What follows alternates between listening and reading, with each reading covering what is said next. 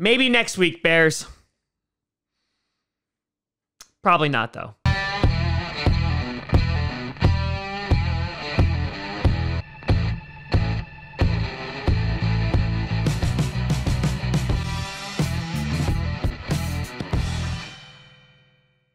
Grossi Packer Nation.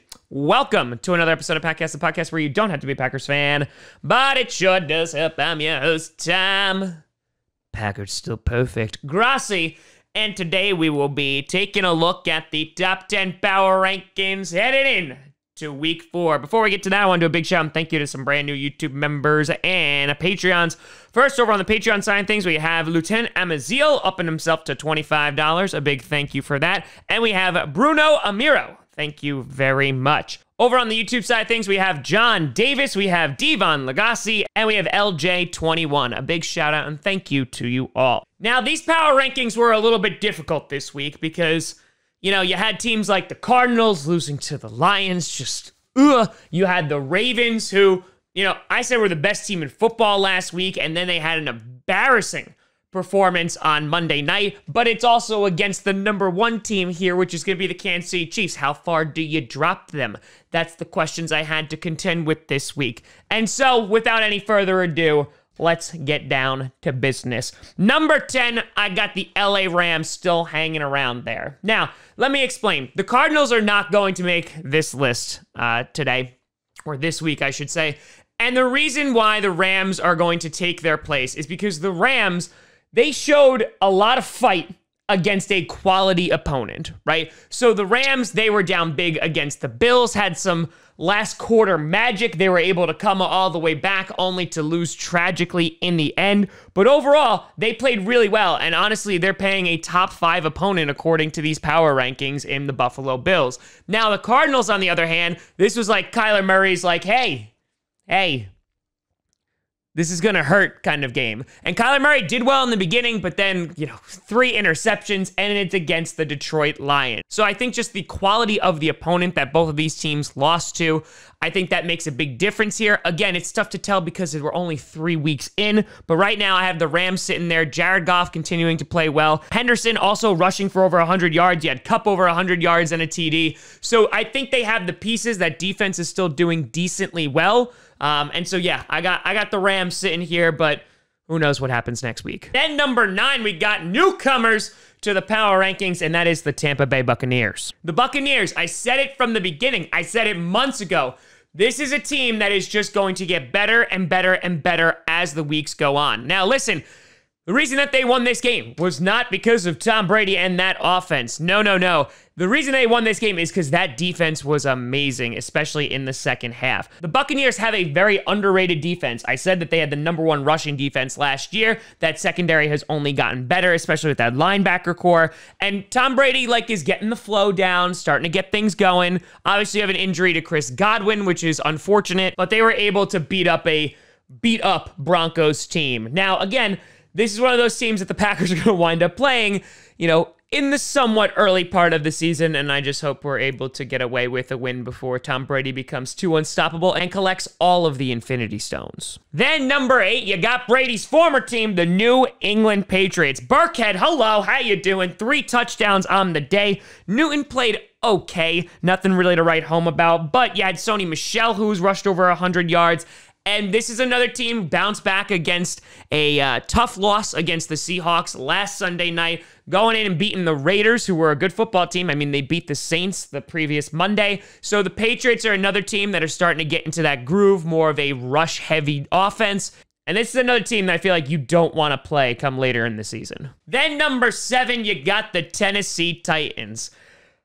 The news coming out today that 8 members of the Tennessee Titans have tested positive for coronavirus, 3 being players, 5 personnel, and you just gotta hope that this is not going to be disastrous. Both the Titans and the Vikings shutting down for the day. We're going to kind of wait and see how things progress.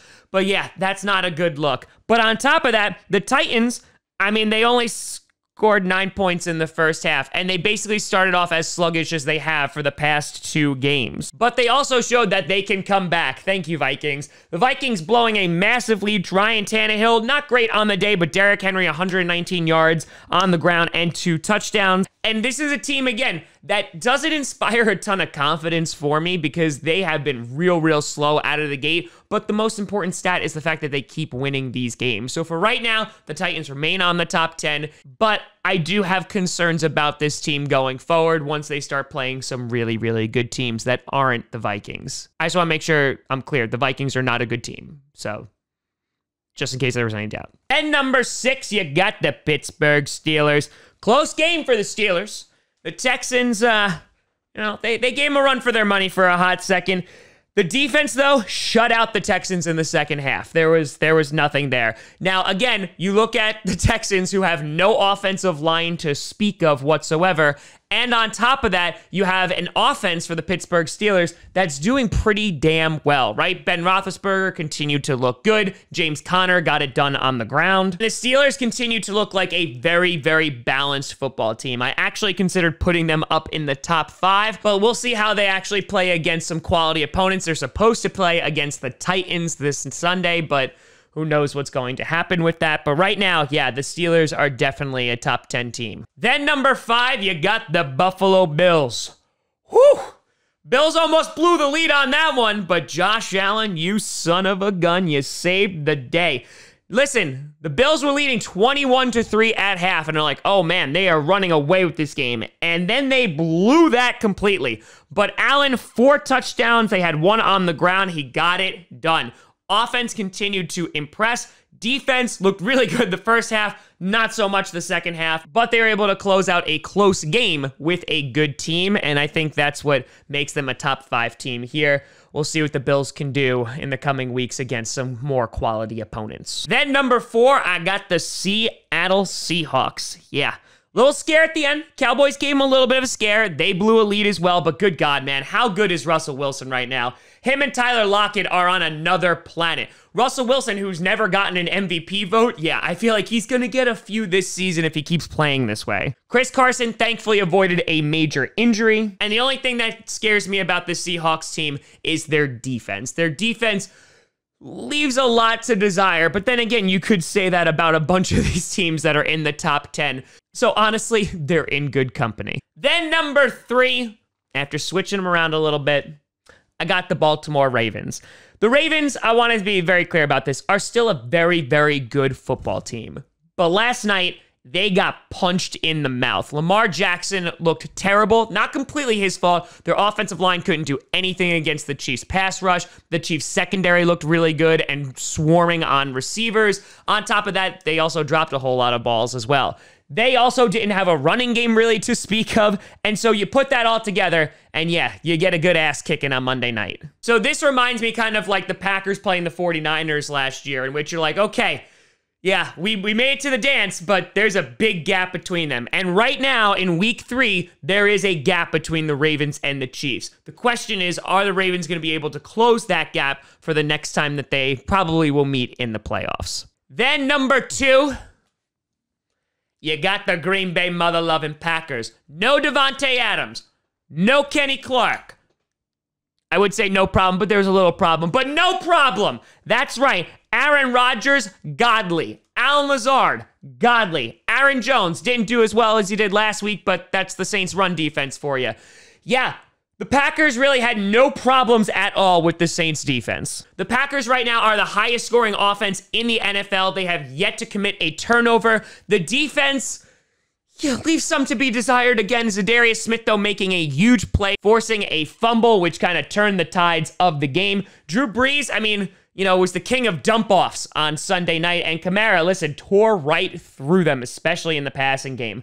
But the Packers were able to go on the road, get a big win within the conference, and now they look to take on the Falcons on Monday night, which could be a little bit of a trap game. But yeah, right now the Packers are doing really damn well. Christian Kirksey got injured, though, so that's going to make an already inside linebacker room even thinner. However, Kamal Martin is eligible to get off IR, so we'll see what happens within the next couple weeks. But Ty Summers played pretty good. So we'll see how that defense continues to improve, and hopefully Kenny Clark comes back like right now. Then number 1, you got the Kansas City Chiefs. Good God. They tore the Ravens apart. And you know what? It wasn't even close. There was a minute that maybe you're like, oh, maybe the Ravens. Okay, no, then that's gone. Mahomes, 4 touchdowns on the night. You had the Ravens, who had the number 1 defense coming into this, and they had 27 points scored on them in the first half. I think the thing that stuck out to me the most about the Chiefs are they are a complete team. Their defense is sneakily really good. That pass rush gave Lamar Jackson fits. The secondary did really well. And on top of that, good. How damn good and consistent is Travis Kelce? He is just like the glue that holds them all together. Clyde Edwards-Helaire didn't have the greatest of nights, but he didn't have to. The way that Mahomes was able to adapt and improvise, yeah, this is a really good football team. And right now, they are basically showing the world, hey, there's no reason that we should not win another Super Bowl. Again, it's super duper early, but right now, the Chiefs look and are the best team in the league. But let me know what you think down in the comments below. Who do you think should be ranking at the top? Do you think there should be another team on the list? It won't be the Cowboys, but let me know what you think down in the comments below. You can also find me at TomGrossiComedy.com or at TomGrossiComedy, all social media, see down below. Check out podcasts on SoundCloud, iTunes, Google Play Music, Spotify, and of course YouTube. And a big shout and thank you to all the patrons over at patreon.com/TomGrossiComedy and the YouTube members. But thank you so much for watching. I'm Tom Grossi. And as always, go Pack Go.